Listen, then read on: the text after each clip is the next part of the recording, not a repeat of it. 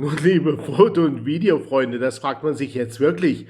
War das denn notwendig? Nun, warum habe ich es denn gemacht? Ganz einfach, weil ich es konnte. Es ist so, diese Teile hier, das, was ihr hier seht, das ist ja jetzt das Original. Das gibt es bei Temu beispielsweise schon zu einem Preis so ab 11 € zu kaufen, auch mit diesem Handgriff. Jetzt ist natürlich die Frage, wenn man so ein Teil benötigt, was soll es denn alles können und wie flexibel soll das sein?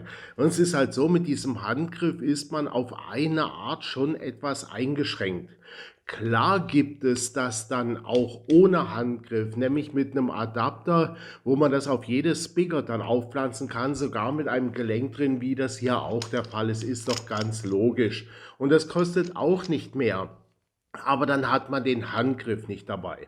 Und für mich stellt sich dann immer die Frage, wenn man etwas konstruiert und auf den Markt wirft, ob man es nicht gleich richtig macht und so weit optimiert, wie das zum Beispiel Fottix mit seinem Produkt getan hat, das ich euch übrigens auch noch vorstellen werde.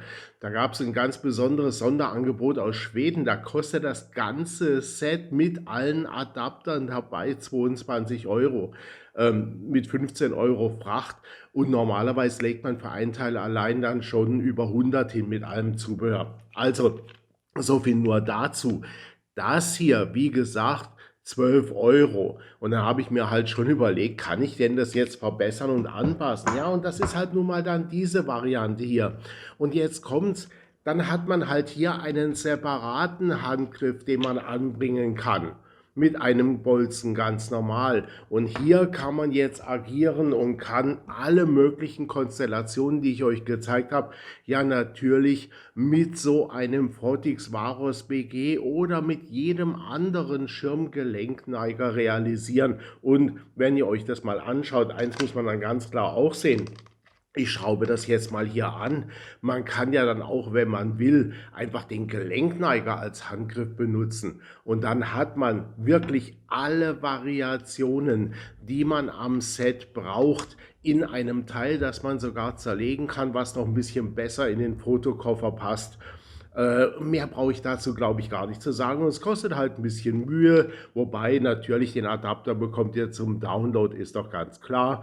Aber dann druckt man sich das halt aus und fertig. Übrigens, Leute, heute so ein 3D-Drucker, ein FLM-Drucker wie meiner, der kostet um die 200 € und hat noch eine viel bessere Druckqualität als mein altes Gerät hier. Aber schaut euch das an, das sieht doch nicht unprofessionell aus und es hält und es wird auch jahrelang halten. Das kann ich euch versprechen, wenn ihr es richtig druckt nach den Anweisungen, wie ich das dann in der Beschreibung reingeschrieben habe. So. Das wäre jetzt also diese Geschichte. Und das Ganze hat mich dann auch insgesamt mitsamt diesem Video, muss man jetzt sagen, das sehr aufwendig von mir produziert ist, naja, dann um die 3 Tage Arbeit gekostet. Zur Montage beziehungsweise dann zur Weiterverarbeitung. Leute, bitte seid mal vorsichtig mit allem, was mit diesem Heißluftföhn zu tun hat. Die Dinger sind mordsgefährlich. Ich meine, ich kenne die aus meiner Vergangenheit als Werbetechniker. Aber für euch, bitte seid mir ultra vorsichtig. Ruckzuck hat man Verbrennungen 3. Grades, wenn man da nicht aufpasst. Erhitzt Schrauben oder jetzt die Bolzen und so weiter, was halt benötigt wird, vielleicht 10 Sekunden lang. Das reicht durchaus, um es ins PLA einzudrehen.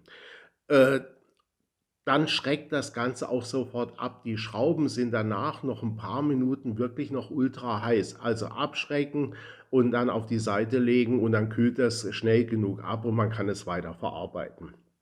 Dann, wenn ihr schleift oder wie ich das jetzt gemacht habe mit dem Dremel, mit dem Trennschneider arbeitet, setzt bitte eine Schutzbrille auf. Das hat man jetzt im Video nicht gesehen, die habe ich aber aufgehabt. Es gibt ultrafeine Metallsplitter, die dann durch die Gegend fliegen und die können auch in euren Augen landen. Also bitte beachtet alle Sicherheitsmaßnahmen. Generell zu allem, was ihr produziert, was ich hier an Modellen auch dann online gestellt habe. Es liegt in eurer eigenen Verantwortung, das nachzubauen. Beachtet bitte die Druckvoraussetzungen, die ich angegeben habe, damit das auch gut wird und stabil hält. Wenn ihr das nicht macht, wie gesagt, ist eure eigene Verantwortung. Wenn euch dann irgendwelches Gerät kaputt gehen sollte, halte ich mich da schadlos. Euer Problem. Nun denn, was gibt es noch zu sagen? Nun, ja, ich glaube, das war's in dem Fall sogar schon.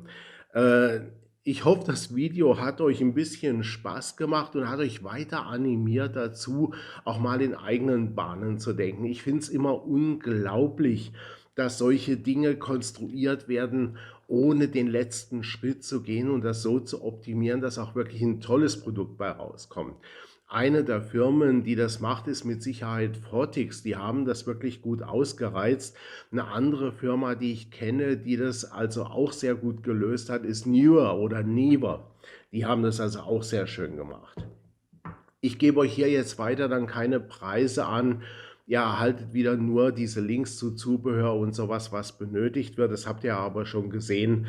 Und damit wünsche ich euch dann einen schönen Sommeranfang und wir sehen uns wieder im nächsten Video. Dann bis bald, euer Alex Schwarz.